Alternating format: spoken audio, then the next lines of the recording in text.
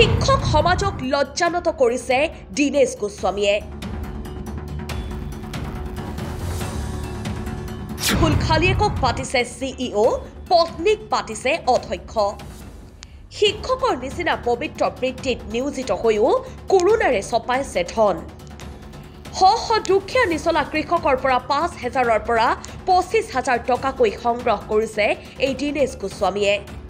ভকতখুটি LP স্কুলৰ শিক্ষক দীনেশ গোস্বামীয়ে চেংনৈ FPC গঠন কৰি নীতি নিয়ম মোহাৰি নিজৰ খোলখালীয়েকক পাতিছে CEO আৰু পত্নীক পাতিছে অধ্যক্ষ। যেন FPC মানে ফাৰ্মিং প্ৰডিউচাৰ কোম্পানী নহয়, ফেমিলি প্ৰডিউচাৰ কোম্পানীহে।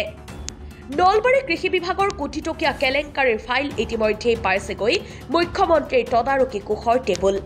এইজন দীনেশ গোস্বামীয়ে বিভিন্নজনক প্ৰলোভন দি কেনেকৈ লুটিছিল ধন, শুনক ভুক্তভোগীসকলৰ মুখেৰেই। মই সাতগোটৰা দীপন কলিতা আৰু এইফালে এইখিনি গোহাঁইগোটৰা বুলি কয় দীনেশ গোস্বামী। আমাৰ যিটো NGO চিষ্টেমৰে হয় এইটো, মানে তেওঁলোকে আমাৰ গোটেই মানুহখিনিক লগ লৈ কিনি মানে টকা 1,000কৈ লৈ গ'ল। কিছুমানে পইচা পাইছে আৰু কিছুমানে পোৱা নাই, আমিও পোৱা নাই এতিয়ালৈকে। বাকী কিছুমান স্কিম আহে বুলি আমি শুনা পাই থাকোঁ, কিন্তু কি স্কিম আহে আমি গম নাপাওঁ আৰু কি দিয়ে কেইজন মানুহ মাতি লয় আৰু মাতি লৈ কিনি তেওঁলোকে আলোচনা কৰি কি সিদ্ধান্ত কৰে এইটো বস্তু আমি গমেই নাপাওঁ। এতিয়াহে গম পালোঁ যে কিছুমান পইচা আহে, কিবা আহে, কিছুমানক দি থৈ দিছে, আমাক দিয়া নাই, এনেকৈ বহুত মানুহ দিয়া নাই আৰু পইচা পাতি। সেইটো লেভেলে সকলোৱে গম পাই আছে বৰ্তমান।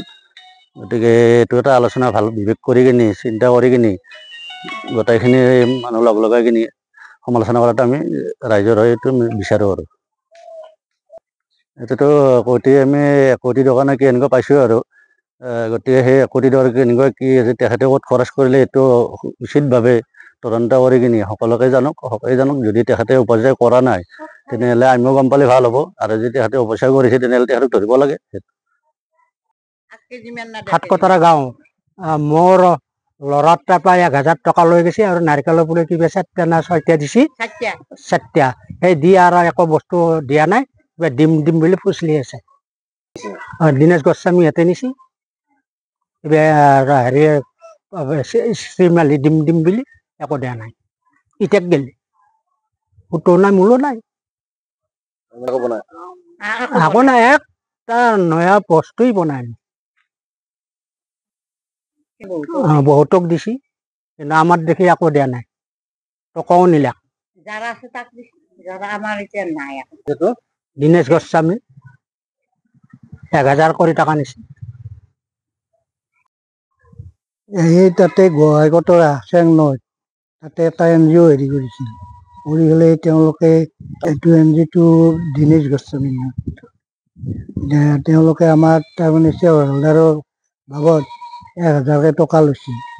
লৈ তাৰে পিছত এনেকৈ কৈ আছে বোলে কিবা কিবি বস্তু আহিব তোমালোকে পাবা। এনেকৈ কৈ একবাৰ নাৰিকলৰ পুলি দিছিল, একবাৰ গছৰ পুলি দিলাক। এনেকৈ লৈ আমি ৰুইছোঁ। তাৰে পিছত একদিন আহি ক'লাক বোলে এনেকৈ পইচা এটা হ'ব, পইচা এটা হ'লেই কিন্তু গৰু ফটো মাৰিব লাগিব। পিছত গৰু ফটো মাৰি নিলা। এদিন গধূলি দুয়ো হৈছে দীনেশ গোস্বামী উমেশ আলয় মানে ডেকা আহি পেলাই কথাখিনি মোক ক'লাক। মই বোলো হ'ব বাৰু ঠিক আছে, মই এখিনি কাগজ পত্ৰখিনি দিলোঁ, বেংক একাউণ্ট নাম্বাৰ দিলোঁ। দিয়াৰ পিছত মোক কিছুদিন পিছত কৈছে পইচাটো সোমাব, পইচাটো আধা পইচা দিব লাগিব, কিন্তু আৰম্ভণিতেও কৈছে এষাৰ কথা। মই বোলো হ'ব দে, যদি আমি এনাই পোৱা পইচা তেতিয়াহ'লে আধা পইচা দিম দে, এনেকৈ ক'লোঁ। কৈ পেলাই তেওঁলোকে যে পইচাটো এনেকৈ হেৰি কৰিছে আমিতো সেইটো গম নাপাওঁ। তাৰে পিছত আজি ৰাতিপুৱা মই এই উঠছোঁ মুখো ধোৱা নাই, তেতিয়া উমেশ ডেকা আহিছে মোৰ ঘৰত। আহি পেলাই উমেশ ডেকাই কৈছে তই এখন ফৰ্মত চহী কৰ, তেনে পইচাটো তই গোটাই পোৱা বুলি। পিছত মই বোলো গোটাই নাপোৱা পইচাত মই কেনেকৈ চহী কৰিম? পোৱাটোত চহী কৰিব পাৰোঁ, নাপোৱা পইচাত মই চহী কৰিব নোৱাৰোঁ।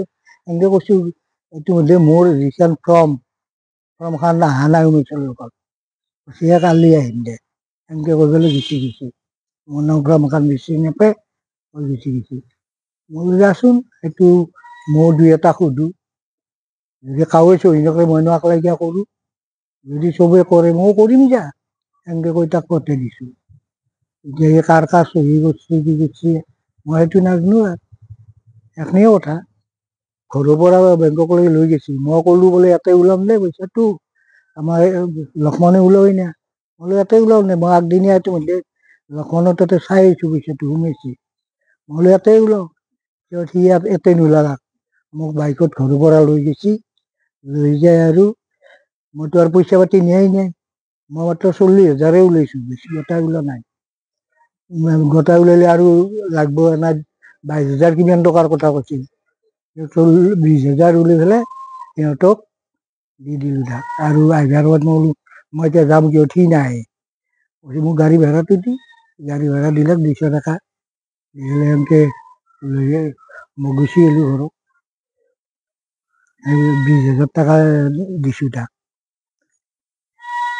এইখিনি কথা news desk report Assam time ঘৰত আনন্দ আৰু সম্পৰ্কৰ চমক বজাই ৰাখিবলৈ জৰুৰী হৈছে সকলো আনন্দময় মুহূৰ্তত মৰমৰ উপহাৰ দিয়াটো সেইবাবে মধুশ্ৰী জুৱেলাৰ্ছে আনিছে সকলো ৰঙীন ক্ষণৰ বাবে বিশেষ গহনা হীৰাৰে হওক সোণৰে হওক বা ৰূপৰে হওক শ্ৰেষ্ঠ ডিজাইনছ আৰু হলমাৰ্কযুক্ত গহনাই ৰাখে সম্পৰ্কক নিখুঁত তেনেহ'লে আজিয়ে আনক আনন্দ মধুশ্ৰী জুৱেলাৰ্ছৰ সৈতে যোগাযোগ কৰক 7028000341 নাইবা ভিজিট কৰক LNB ৰোড নলবাৰী অসম